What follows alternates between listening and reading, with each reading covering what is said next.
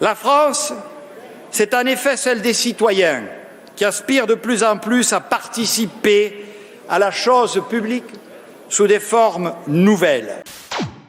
Monsieur Castex, contrairement à vous, le CLIC, Comité de liaison pour l'initiative citoyenne, ne prétend pas du tout que les citoyens souhaitent participer à la chose publique. Comment pourraient-ils souhaiter participer à ce qu'ils considèrent n'être qu'une mascarade? Voici ce qu'indique le dernier baromètre de confiance politique du Cevipof de février 2020. Sur 2000 personnes interrogées, 13% seulement des Français ont confiance dans les partis. Page 41. 79% des Français ont des sentiments négatifs sur la politique et d'abord méfiance et dégoût. Page 47. 80% des Français estiment que les politiques ne se préoccupent pas de ce que pensent les gens comme eux. Page 52. 71% des Français estiment que les élus et dirigeants politiques sont plutôt corrompus. Page 56. Tant que vous n'aurez pas instauré le RIC en toute matière, vous êtes très mal barré pour le dialogue dont vous nous rebattez les oreilles. En effet, il n'est pas contestable que les Français souhaitent à tous les niveaux territoriaux et en toute matière pouvoir reprendre la parole entre deux élections pour décider de ce qui les regarde par hérissé. Des sondages récurrents le prouvent. À la question générale, êtes-vous favorable à l'instauration du référendum d'initiative citoyenne? 83% des personnes interrogées ont répondu oui. Sondage IFOP, Focus numéro 158 d'avril 2017. Et dans les sondages plus détaillés, où ils sont interrogés sur différentes formes de RIC, aucune n'a obtenu moins de 62% de soutien. C'est près de 3 fois le pourcentage des inscrits obtenus en moyenne par les députés LREM, 22,53%. Malgré cet effondrement jamais vu, les députés LREM, disposant de la majorité, peuvent pendant 5 ans adopter les lois qu'ils veulent, et ceci sans aucune opposition possible, ni des prétendus députés d'opposition, ni du peuple, pourtant dit souverain. Et nous devons en tenir compte, comme le président de la République l'a fait avec la Convention citoyenne sur le climat. Monsieur Castex, il y aurait beaucoup de choses à dénoncer à propos de la Convention citoyenne sur le climat, notamment sur le tirage au sort des 150, mais je n'ai pas le temps de le faire ici. Je dénoncerai simplement l'absurdité des engagements pris par M. Macron, qui en plus sont anticonstitutionnels. Le 10 janvier 2020, devant la Commission citoyenne pour le climat, le président de la République a confirmé l'application sans filtre des propositions, selon leur domaine, par le gouvernement, par le Parlement ou par référendum. Si ce qui sort de la Convention, c'est un texte quasiment rédigé, précis, et qui peut être appliqué, il sera appliqué sans filtre. Et après le sans filtre, il se déclinera selon notre droit, c'est-à-dire qu'il y a des choses que vous allez peut-être proposer qui relèvent de ce qu'on appelle le règlement, et donc ça, ce sera au gouvernement de le mettre en œuvre. Et moi, je viendrai rendre compte de comment on fait. Il y aura ensuite ce qui relève de la loi et qui ira au Parlement, et il y a ensuite ce qu'on pourra décider de mettre devant le peuple français. Cet engagement confirmé reste non démocratique et n'est pas prévu par la Constitution. Celle-ci ne dispose pas en effet que 150 citoyens tirés au sort puissent élaborer et donner force de loi à des dispositions relevant du domaine du règlement ou de la loi. Et en conséquence, cet engagement ne sera bien évidemment pas tenu. En revanche, le président de la République, garant du respect de la Constitution, aurait très bien pu, en restant strictement dans son cadre, prendre l'engagement politique et moral que les propositions des 150 seraient soumises aux instances compétentes et légitimes de notre pays, le gouvernement et le Parlement, en leur laissant la liberté de les amender. Mais que si les 150 estimaient avoir été trahis par les textes adoptés, ils pourraient en appeler à l'arbitrage des citoyens par un référendum. Les 150 en feraient la demande au Premier ministre et le président émettrait le souhait que celui-ci lui propose alors de l'organiser. En cas de refus de lui faire la proposition de référendum, il dissoudrait l'Assemblée nationale, rendant ainsi la parole au peuple.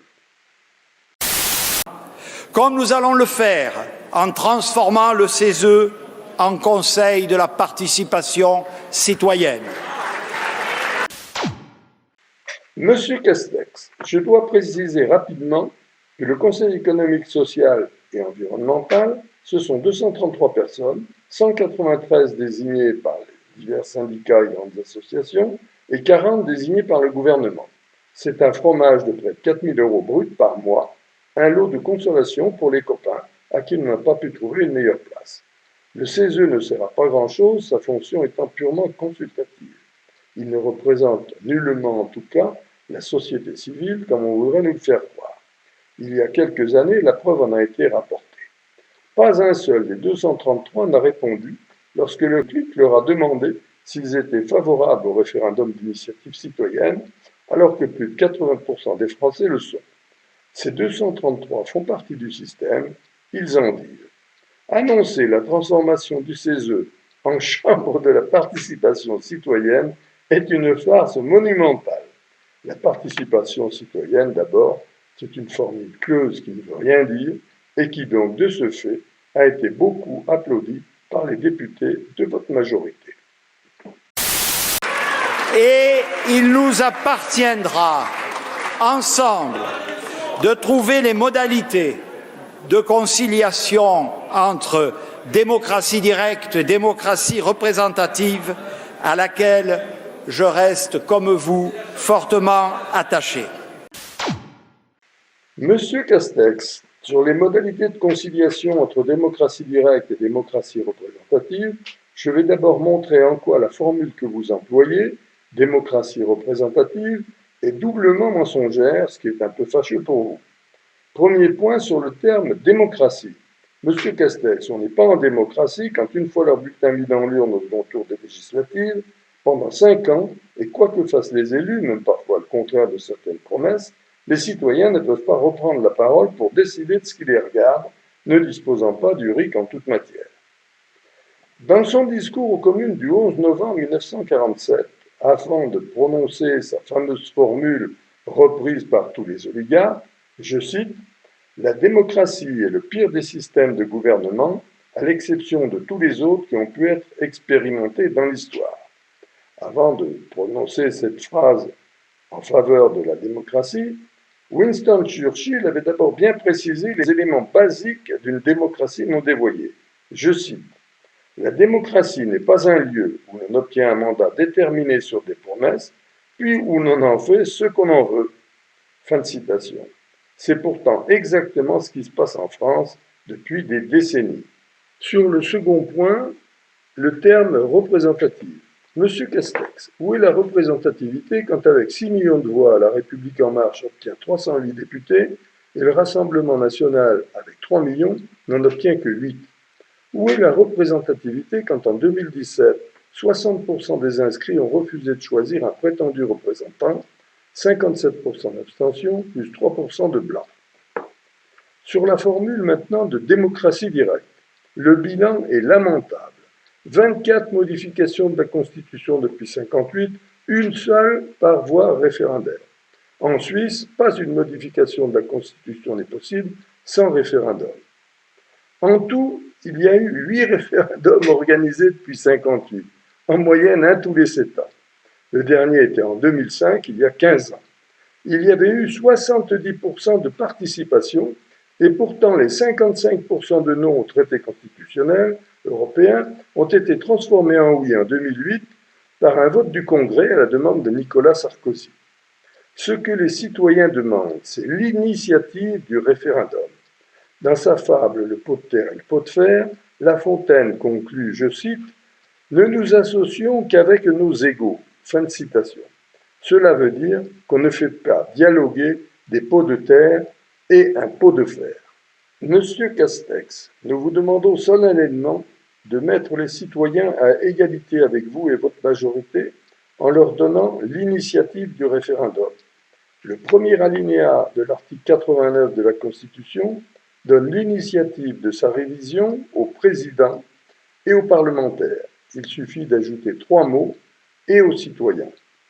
Monsieur Castex, nous vous demandons donc solennellement de mettre les citoyens à égalité avec vous et votre majorité en leur donnant l'initiative du référendum. Le premier alinéa de l'article 89 de la Constitution donne l'initiative de sa révision au président et aux parlementaires. Il suffit d'ajouter 3 petits mots « et aux citoyens ». Le RIC en toute matière, c'est la garantie de la paix sociale. Et cela n'empêchera pas le gouvernement de transformer la France si ces réformes vont dans le sens de l'intérêt général.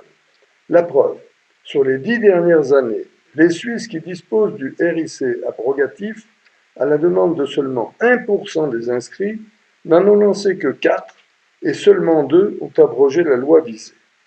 Monsieur Castex, la crise de la représentation est très profonde. Le CLIC espère qu'à la rentrée, vous aurez compris que seul l'engagement que dans les 3 mois les citoyens auront eux aussi l'initiative de la révision de la Constitution et des référendums en toute matière peut vous permettre de gérer dans la paix sociale une rentrée qui s'annonce difficile. À suivre donc.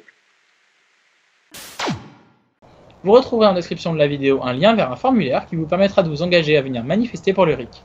L'investissement personnel demandé est minime, 4 heures par mois, au regard de l'immense bénéfice escompté, mettre fin est définitivement à l'impuissance politique des citoyens. Rejoignez-nous et faites-le savoir, à bientôt.